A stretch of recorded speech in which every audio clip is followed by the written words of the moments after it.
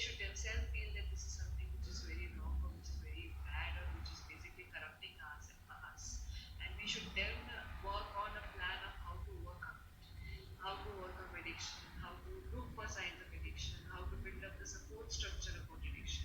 It is like Corona, which is happening right now, that it has got such a big taboo now that everybody who's affected with Corona is now looked down upon, and their family members are looked down upon. But it is neither like that. So similarly, with addiction, it is a wrong decision and being in the wrong place at a wrong time. I started, ma'am. Good morning, everybody. Okay, thank you to the team for giving me an opportunity to share my understanding of understanding addiction among youth. Okay, and I think our DCP has given a very good introduction to the need for such programs and also an integration of various stakeholders in our various programs in the community. So we have titled it up as Understanding Addiction in Youth. And the reason why we have titled it like this is that if youth are able to understand what addiction is and what addiction does to themselves and to people around them, they will be able to better prevent the whole problem from happening to them and around them. That is the reason. Okay. And what I am going to speak right at the beginning is I just want you all to understand about 3 or 4 words. Okay. The first one is addiction. It's a state which produces a dependence and a tolerance in the individual because of a particular chemical substance. Now, when I say dependence, the person will want more of it and will have a craving for this particular substance. And when I say tolerance, it means that the person will need, more of it. The quantity of that substance will be needed more for the person to get the effect of. Okay, so this is what is addiction. And when we are talking of a chemical or a drug, what do we mean? It is any substance other than food which brings about a change in the individual. And when do we call this addiction or abuse? When this particular substance is taken in, not for medical reasons, but is taken in an amount much more than it's needed, in the strength that is needed, in a frequency that is much more than it needed, and in a manner that is different. And what all this does to this youth or the individual is that it damages the physical functioning of the individual, and more so, it damages the mental functioning of the individual. I think this is very important to understand, because many a times the youth have a very a myth associated with addiction, saying that it does a lot of good to their functioning. Now here the word damaging itself will help them to understand that it does not do any good, but it does a lot of damaging to the individual. Yes, now I think when I'm talking about young people, I'm talking about why the young people are prone towards this.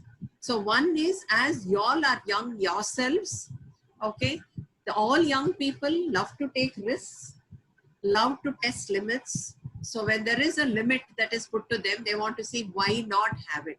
Like a simple example I'm giving you here is, I had a young boy call me very recently and say how terrible it is. I can't go out now, because when I go on my road, I love to go wheeling. And when he says wheeling, it is instead of going on 2 wheels, he goes on 1 wheel on his bike.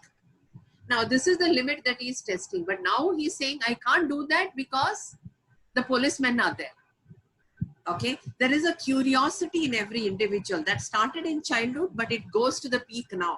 Why, what, how, when, why shouldn't I do that? Okay, and also this is the time that the youth moves away from the very close-knit, protected home environment, family environment, to the larger community.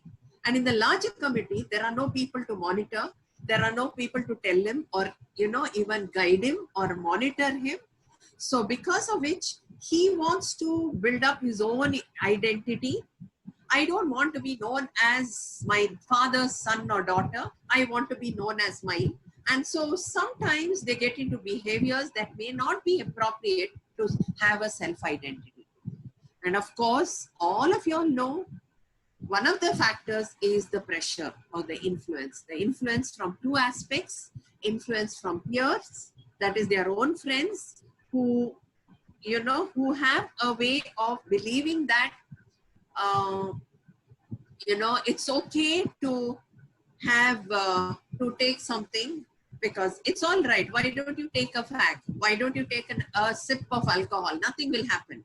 I had a young boy who told me, I know that y'all don't understand at all, but so to prove that I'm not a Gandhi, I started going to the pubs. So now this is the peer influence. Media influence. What do you see in the media? The hero, he has a cigarette and then he feels like he has something. He has a alcohol and then he goes and bashes 10 people. So there's a wrong idea in these people that it gives them strength. It gives them, courage. Matter of fact, it does just the opposite. So now these are the influences, these are the factors in the youth which make them prone towards that particular, substance that is there. So now here I want to ask you all a question as to what do you think actually addiction does to an individual? I know that you all are muted, so maybe you all can write in the chat box for me. From there, I can take up this particular session. Yes, I think Harshita, you can stop here. Till here, after this we continued. Yes, ma'am. Thank you. Yes. If I'm not mistaken, I started in the last slide only because I brought it back. Yeah. So you see which is appropriate and you do it for me. Sure, ma'am. Okay, ma'am. Thank you so much. One program now for Roshni NSS students. Oh, okay. So that's at 11. Okay. Okay. Okay, ma'am. Thank you. Bye. Bye.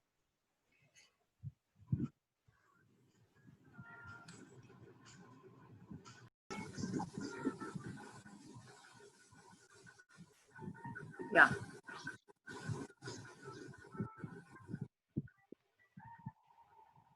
Is it okay? First to 5 years. First year you can expect that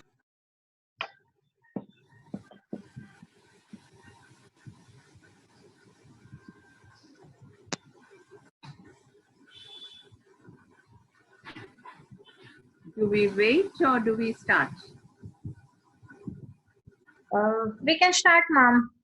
People will be joining. Ma'am, you can start.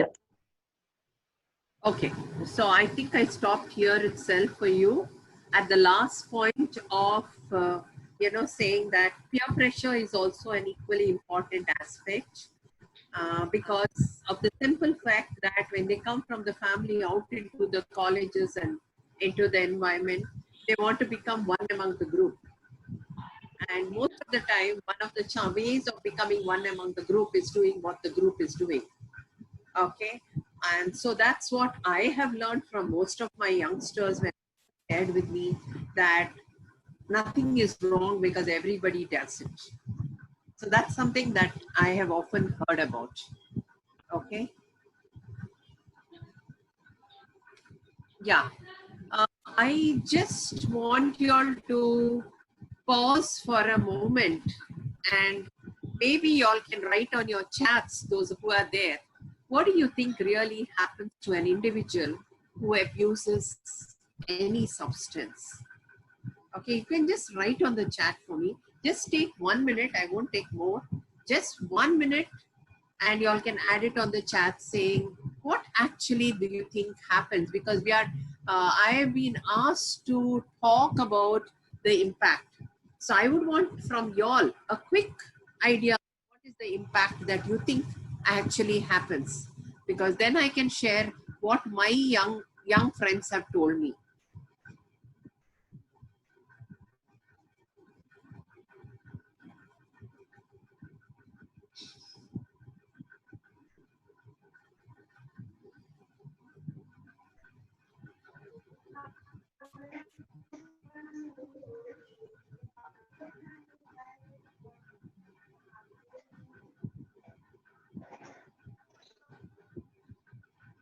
Harshita and all, can you all see the chat? Because I am not able to see it here.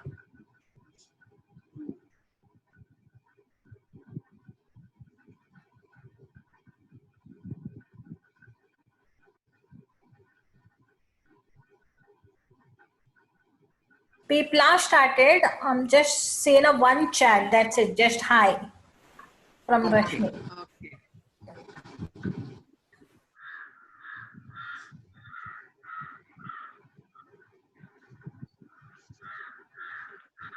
Sujay Patna also joining.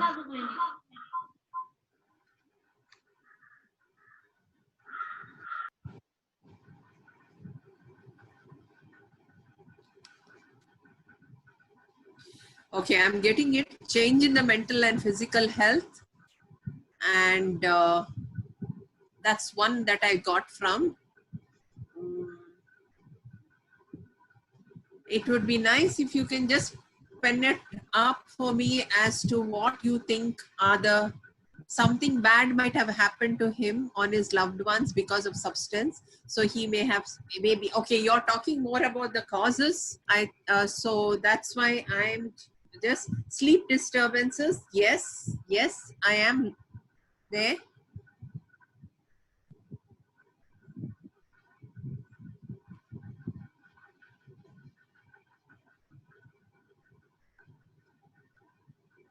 Create minimality to social withdrawals, create minimality to, I think, unable to function. That's what they mean for me. Okay, yes, I will stop here because of the time. I don't want the thing to go once again for me.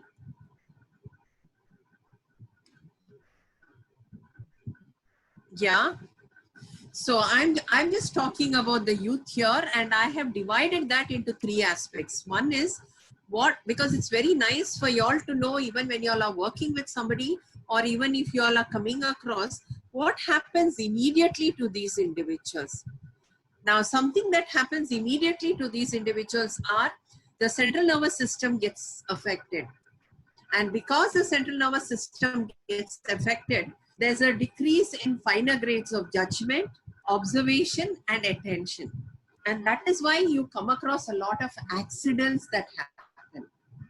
You know, the judgment of where the footpath is, the judgment of where the hump is, that is not able to understand for these youth at that time. They are not able to pay attention.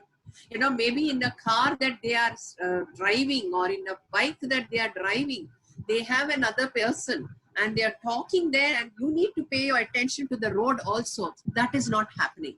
Okay, they are not able to observe. So that's one of the first things that we have to understand. Second is a loss of emotional control immediately. Okay, that there are emotional outbursts that take place at that time. And of course, I think the last person told us about decrease in performance, and I'm looking here at psychological performance, physiological performance. So decrease in visual accuracy, it impairs taste, it decreases in muscular coordination. So they are again visual accuracy, maybe with regard to the hump, maybe with regard to something else that is there on the road. Muscular coordination that you need to do multitasking, that is not available. Okay, so then we move on to the long-term effects. Okay, in the long-term effects, we have one of the thing is it definitely hampers the interpersonal relationships of the individual. There's a lot of lies that goes on. There's a lot of breaking of promises. There's a lot of personal integrity and honesty.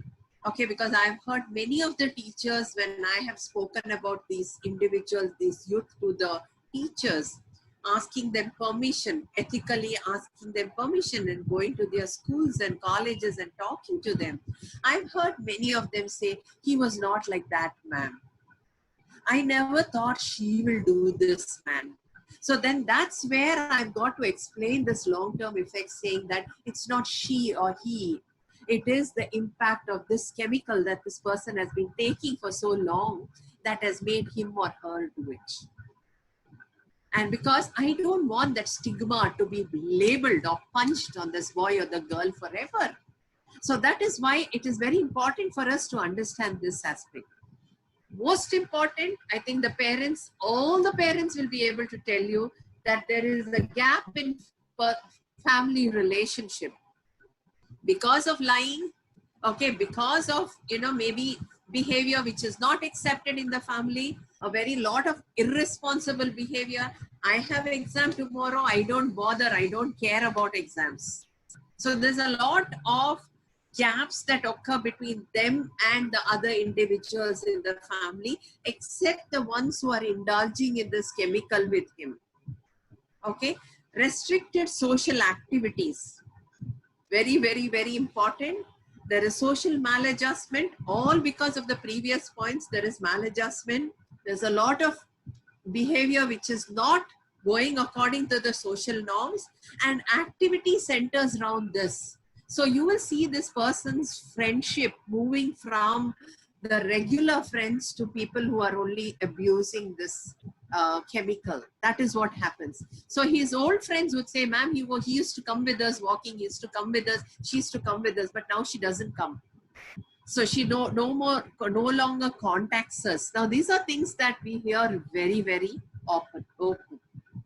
And most often, if he is a student in the educational performance, if he is working in the occupational performance, there is a lowdown.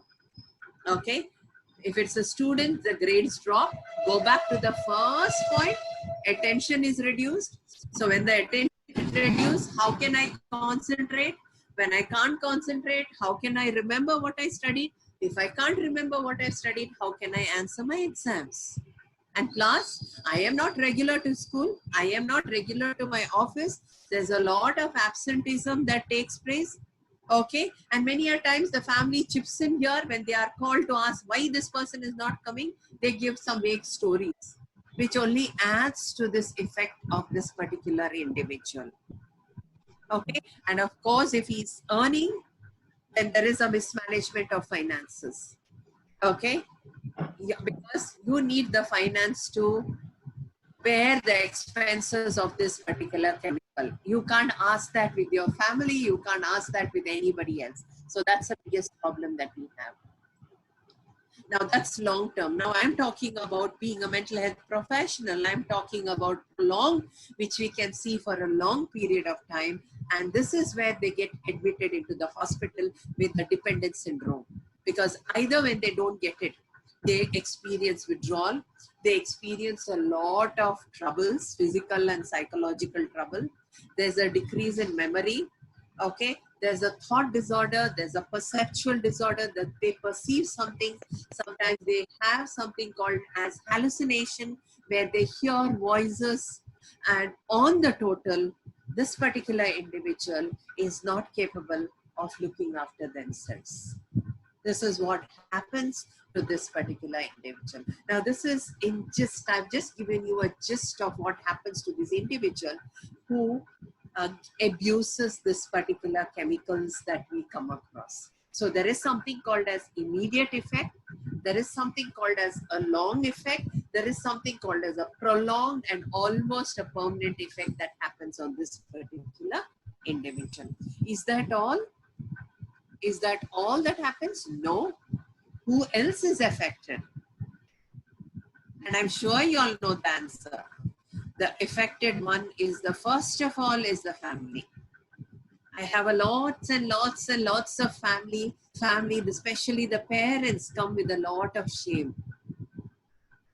You know, they say, we don't want to come out of the house. We don't want to acknowledge all this because there's so much that is happening. Okay, I had this, just to give you an example of this, a very big businessman, not from Bangalore actually, but who came for treatment because he didn't want to take treatment in the own place that they are staying. So a very big businessman, and he was ashamed because this boy, the son of theirs, has gone around that place because he's not able to get money at home, because the family members came to know about this and they started being vigilant with this money. Okay. So he started going out. into the society, and asking the neighbors and his office colleagues, his business colleagues, saying, Daddy has asked me to ask so much money. He said he will return it after that. Daddy is waiting there in the bus stop. He'll give the money. And nobody bothered to come back to this man because he was a well-known man. Ultimately, when somebody asked, it came out in this saying that he had asked for some thousands of rupees from so many people. And this person was very, very upset. See, and what happened is, yes, nobody understood about this whole concept of addiction. Everybody looked down on this whole family and they said, look at this man. He doesn't even know that his son is doing this. What type of a father is he? So the peace and harmony of the family, of home, is completely disrupted. And communication is blocked because this person doesn't want to talk to anybody. That's exactly what parents tell me. They just lock themselves inside, ma'am. What do we do? Okay.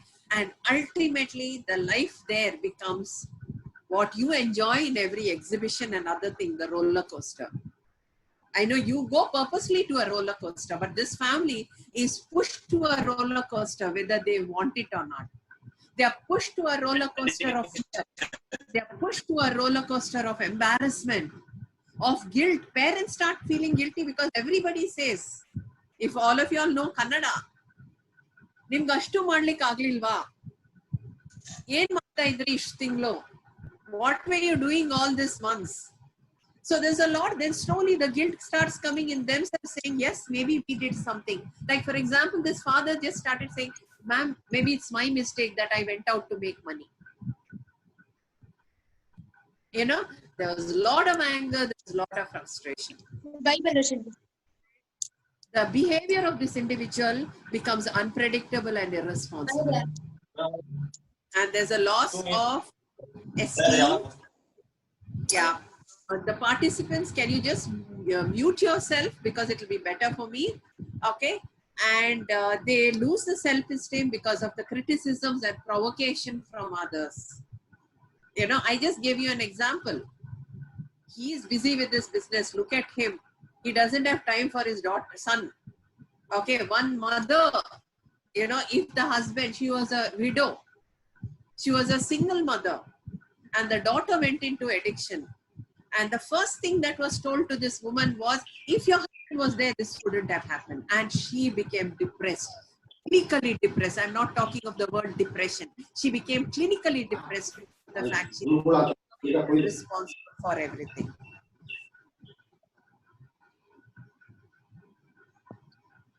Impact on the family, lack of social support.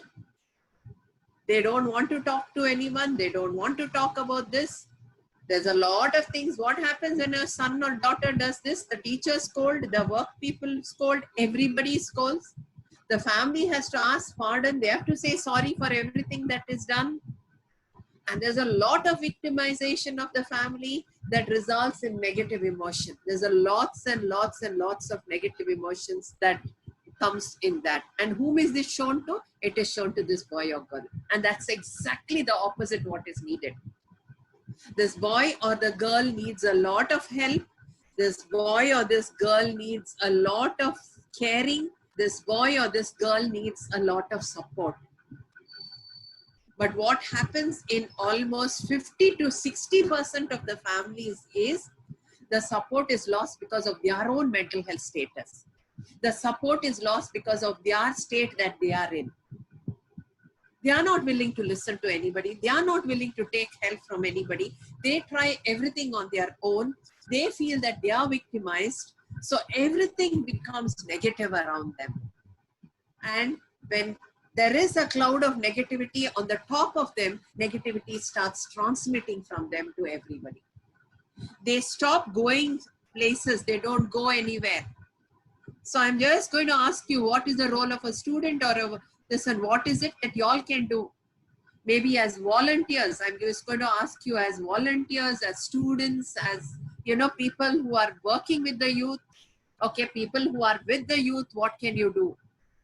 Okay, I, as a mental health professional, I know our DCP just said that they are there. I know our DCP spoke about the legal, the legal authority that is there, the act that is there. I fully agree that it's needed. I'm not saying it is not needed. I have my mental health colleagues who are there for treating. I am not denying that. But I, as a mental health professional, believe in prevention. Because I feel that is where we can actually touch the lives of these individuals. And I strongly feel that is very, very important for me. So prevention programs offer more hope for reducing youth addiction than any other manage. And what am I aiming at? I am aiming at reduction. I'm aiming at delay. I'm aiming at prevention. Just as Madam Dr. Rohini just said that, you know, you have to take the help of this. Yes. Yeah, whoever is that, can you please mute your voices for me? People, Can you please mute yourself. or Harshita and Lakshmi can mute others. But I think if you mute everybody, I'll also be muted. But you can definitely mute them. Okay. So reduction, delay, and prevention before it becomes habitual. I'm looking at that. Okay. So that I don't want this individual. I call this blooming individual, because just coming out into the world and just being able to do something, you know, just got a job. I just finished my engineering and I just got a job, ma'am. And I am like this. Just when this individual is blooming, you have this particular habit becoming a part and parcel. Now that is where I want to reduce that. That is where I want to prevent it through various prevention. So how? One, first of all, get involved in a lot of distracting activities. And that is the thing that I say now in COVID-19.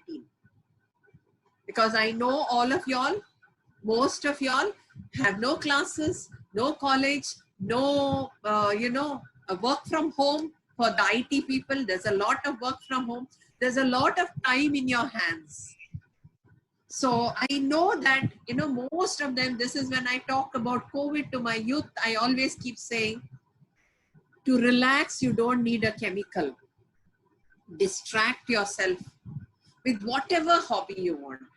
You take a hobby, I'm not going to say, but maintain a schedule and get yourselves involved in activities. Don't let that word boring come into your head. Because that's a common word that I hear from the youth now. Ma'am, what, ma'am? How long is this going to go on, ma'am? It's very, very boring, ma'am. The moment I start thinking that it's boring, it's going to look boring. And the moment I look towards boring, I am going to feel bored. And when I feel bored, I want to do something very exciting. And one of the thing is, why not just smoke a cigarette? This is how it happens. So I think I want you all right here to distract yourself and get into activities of something else. Talk it through somebody. Talk it out to somebody. Talk it to your friends. Talk out to your family. This is what is happening. I'm feeling bored. I feel like having something. I don't know what to do. Nothing will happen. If you feel your family teachers or somebody you can't talk to them, find a mental health professional in your place. Everywhere there are, and talk to them. That is something that is very, very important for me. Why am I talking about prevention programs? Because it can reduce the risk for me. And what is the risk factors? Aggressive behavior, very, very common. Emotional discontrol. I can't control my emotion. My poor social skills. I don't know how to control I don't know how to build social, relationships. I'm basically a quiet person. I can't talk what I am feeling. I am not assertive. Somebody calls me and says, hey, have this here, I will do it. Okay. I know for the young boys, because this is a common thing I've always been telling in most of the programs, my boys come and say, ma'am, I don't like it when they call me a Gandhi. So just to prove that I'm not a Gandhi,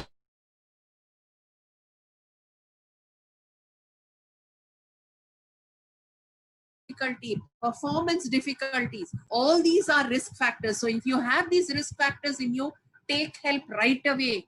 Don't wait until something big happens. Take the help. Go and It is not counseling. It is not psychiatry that I'm asking you to go. Go for guidance with somebody. And that guidance can prevent you from going into anything. And especially for Lakshmi and all of them who are, volunteers, I think you have a big job to do. And as the DCP said also, I always, when I share my talk with the police personnel, I say, I look up to the police not to identify after the problem has occurred. I want you to identify before the problem has occurred. And so your volunteers, I think you're going to come across your children, you're going to come across adolescents, you're going to come across the youth. Identify, I gave you the risk factors. Identify the risk factors in the youth. Help them, because early recognition can result in early intervention and early treatment. Or if not treatment, it can at least, it can aim at early, guidance for the individual. Take them into confidence. Don't say, don't do this and do this and don't do this, because then it will put them far away. Take them into confidence. Let them talk. Let them tell what is happening to you, to them. And all that you have to do is listen. That's all. You have to just listen. And if you need help, refer them as soon as possible to a mental health professional. Okay. What skills do you develop in them, or what skills do you develop in yourselves? Self-awareness. Please understand yourself. Look at yourself. Understand what are your assets. Understand what are your weaknesses. Just because I am talking to you doesn't mean I don't have a weakness. Please, I also have a weakness. But it's important that I recognize this is my weakness and work towards strengthening this. Understand your emotional management techniques. Understand your emotional, the status that you are in. Do I get angry fast? Do I feel scared fast? Then these are the people who need to take help. Understand my own communication. Can I talk it out and build the effective communication? Increase pure relationships means have good friends, have friends who will help you to grow. And if you are able to recognize some of these people who are maybe vulnerable, start, talking to them and giving them support. Be self-assertive. Okay, reinforce anti-drug attitudes. Go write slogans. Like I think the DCP just said, we want people to partner with us. I would ask the youth to go and partner with the police. Go with the police when they are going and partner with them with some of the slogans. Talk to the youth, because you can make a better impact than, sorry madam, I do not mean to hurt you, but I think when my youth go and talk to the youth, that impact is much more than a person with a police uniform going and talking to the youth. So I think that is where I want the youth to come in, okay? And strengthening your own personal commitments. I think all that I will not allow anything like this to happen in my own community, small community of mine. Okay. And when you're watching the social media, have a little bit of critical thinking. Smoking, drinking, movies, just rate them. Write a letter to those people. Stop identifying with addictive brands. Okay, and start giving programs. I think Lakshmi and Harshita and all can do this. This is a good one that you have start giving such programs in a very realistic manner. Don't make it very, very grandiose. When the youth looks at it, say, this cannot happen. No, make it realistic for everybody to feel that they can do it. Okay, community programs, schools. Okay, in the community itself, you can have all these programs. And finally, what I want to say is, what is our role? Now, the moment I see the person, do I say, okay, come on, you are an addict, come, I'm going to help you out? No. Don't moralize. Don't condemn. Don't tease them, but help them to avail help. And I think what we have to do is, we have to lend a helping hand to help the person to come out of it. If you make a commitment for this, for the last two for me, look out. Even all the people, I can see 52 persons here. If all, and including me, it is 52% or 53 people.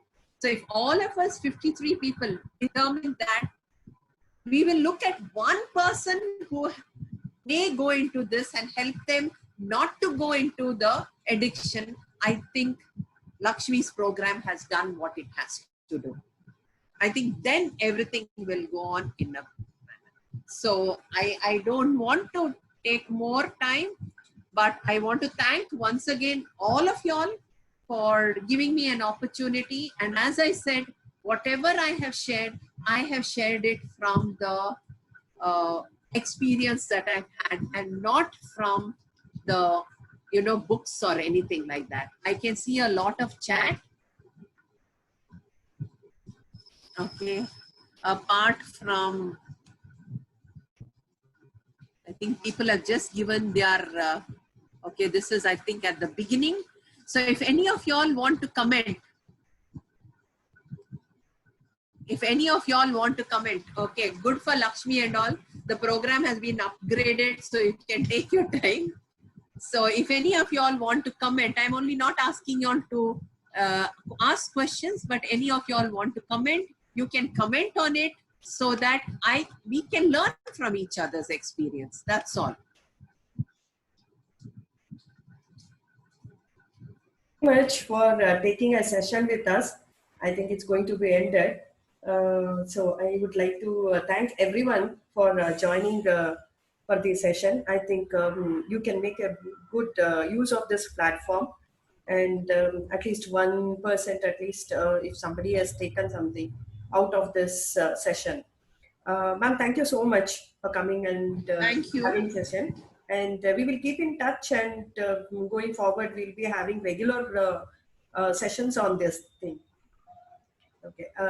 I think everybody have given for e-certificates. So whoever is not given, message me separately or mail it to me. You have my mail ID, which I have sent you. So you can give me your any questions or anything. We can plan for one more session like this, and maybe without any technical issues, we'll plan this for sure. Thank you so much for everybody joining for this session. Yeah. Thank you. Thank you. Thank you. Thank Okay, you, ma'am. thank you. And it's my pleasure to have you in Thank you, ma'am. the session, ma'am. And I'm Thank you. happy, I'm Thank you, thank grateful you. to be your student, ma'am. Thank you. One Thank second. you, ma'am. Ma'am, we are unmuting everybody. Just give a second. We have unmuted everybody, so I think everybody can speak. If Anybody wants to speak? you can unmute yourself and you can speak if anyone has a question or anything.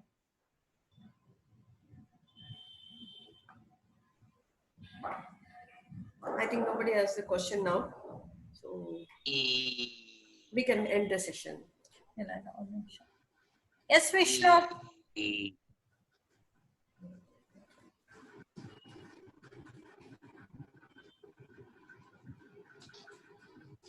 No, as I said, it could be a question only. It can also be if they have had any experience of working or doing, they can just share it. Even that is fine. Yeah.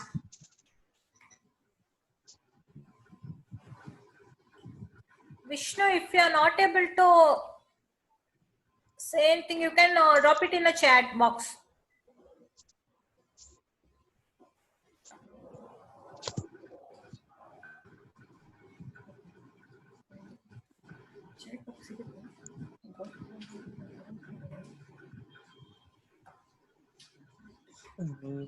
Anyone want to share any incident or any experience?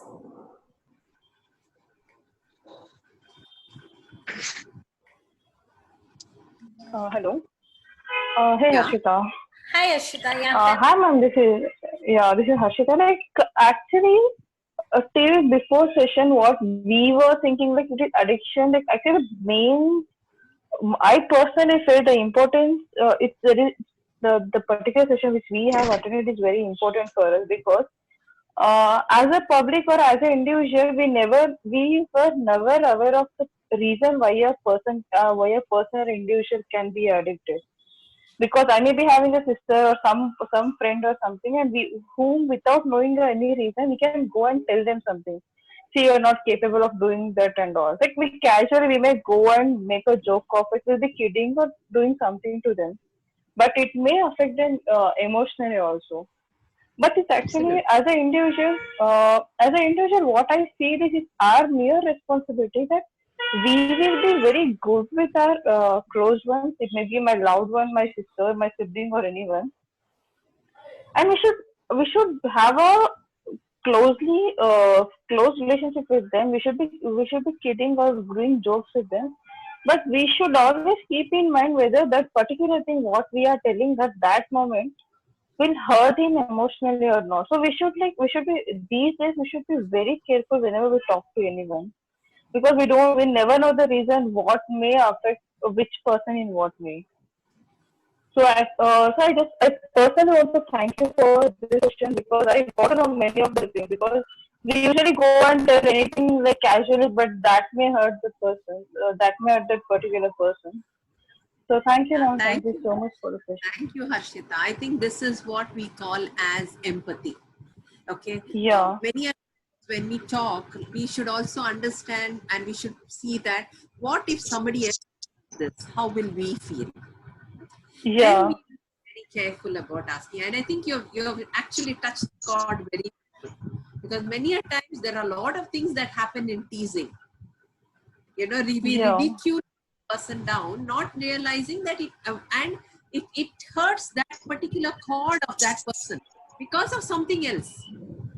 And even Yeah. after, if you tell the person, because this has happened even in our clinical practice, when I've had friends come and said, ma'am, I just told it for fun. I never thought to take it. And I wouldn't also take it, they're saying. But then I said, see, do you understand your background and this boy's background is not the same? Yeah. You had a parent to look after you, but that boy had an alcoholic father, maybe. So every time it was a very, delicate time for him. So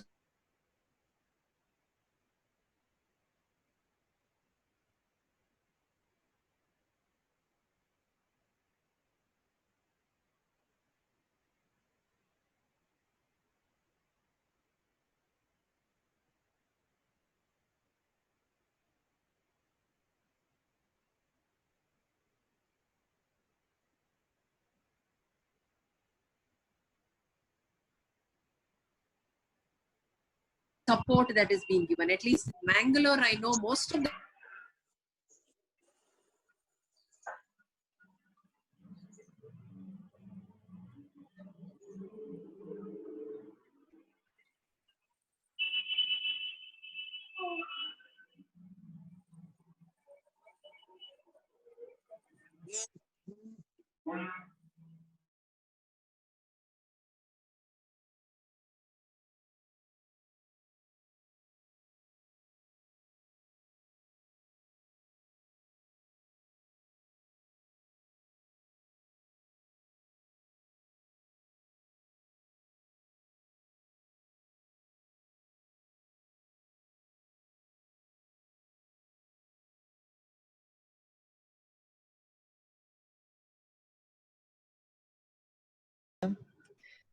yeah. I can hear you. Yes, I was just talking to Harshita. Yes, Harshita, I think you are able to you are believing that it's okay, and start talking that we will all get a job irrespective of when and how. I think that itself is a good thing. Okay. Yes, somebody was talking to me. Who was it?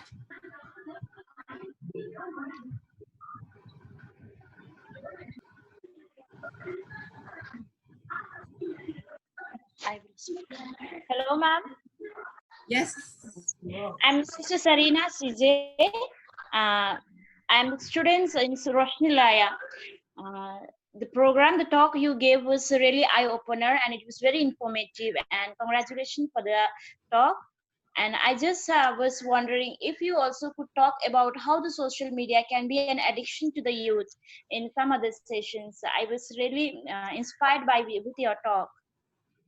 Yeah, I didn't touch upon that. What is your name?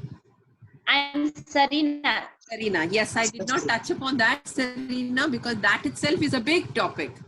Yeah. Okay.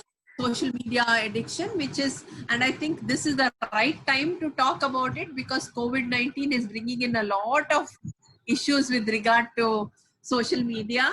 Because I have my young boys and girls who come and tell me, you are the one who told me that I should restrict my screen time to 40 minutes. Now you are telling me that my teachers are telling me that I have to sit in front of the screen for 3 hours. What do I do? I know. That is there. That is altogether another topic. Yeah, maybe. And you're from Notional. We can definitely meet, Serena, and talk about it. Okay. Thank you, ma'am. Thank you.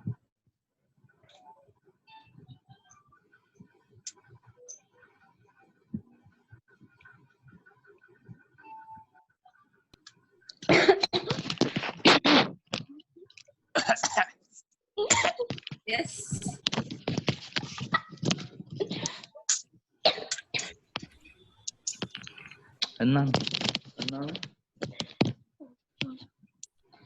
Anything?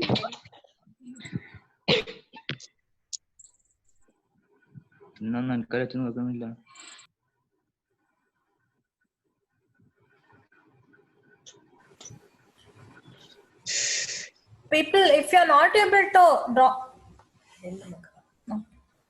if you're not able to, you can drop them in a chat box. We'll respond to you. Okay, ma'am, sure. Yes. Okay, ma'am. Sure, ma'am. We will drop. Yeah. Kunni?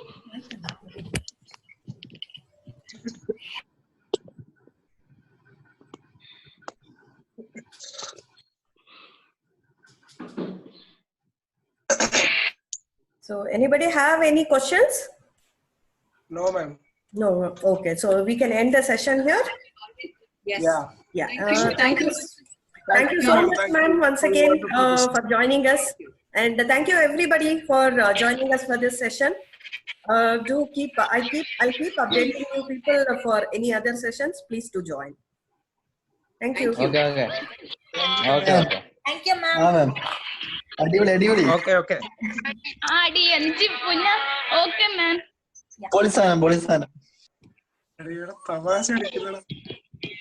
Setup ആയിട്ടുണ്ട്.